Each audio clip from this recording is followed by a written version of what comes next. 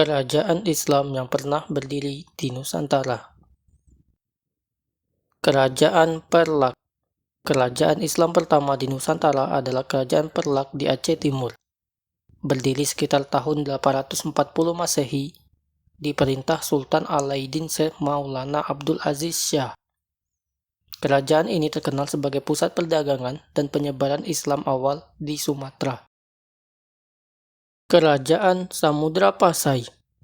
Berdiri sekitar tahun 1267 Masehi dengan raja pertamanya Sultan Malik As-Saleh.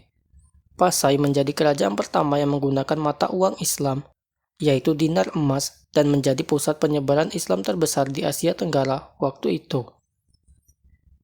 Kesultanan Aceh Darussalam. Setelah Pasai jatuh, berdirilah Kesultanan Aceh Darussalam pada tahun 1496 Masehi, dipimpin Sultan Ali Muhayyad Shah. Pada masa Sultan Iskandar Muda, Aceh menjadi kekuatan militer dan ekonomi terbesar di Selat Malaka, bahkan menandingi Portugis di Malaka. Kesultanan Demak. Di Jawa, kerajaan Islam pertama yaitu Kesultanan Demak, berdiri sekitar tahun 1478 Masehi, didirikan oleh Raden Patah.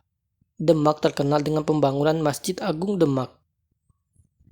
Kesultanan Cirebon.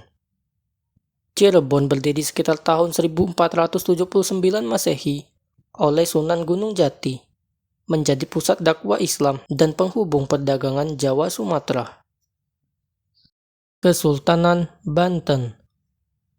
Kesultanan ini berdiri pada tahun 1526 Masehi, dipimpin oleh Sultan Maulana Hasanuddin.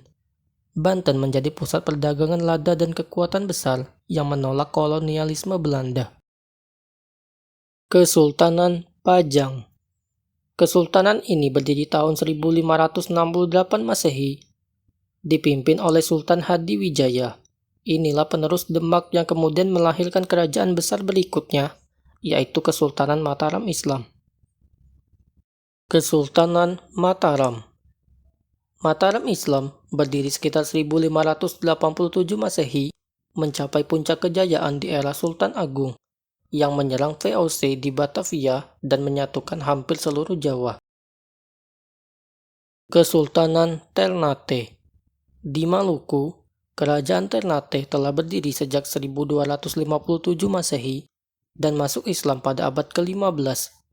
Ternate menjadi kekuatan rempah-rempah yang sangat penting dan berperan besar melawan Portugis. Kesultanan Tidore. Tetangga sekaligus saingan Ternate, yaitu Kesultanan Tidore, juga menjadi pusat perdagangan rempah dan kerajaan Islam kuat di Maluku. Kesultanan Goa Talo. Di Sulawesi Selatan, Goa Talo atau Makassar masuk Islam tahun 1605 Masehi, dipimpin Sultan Alauddin.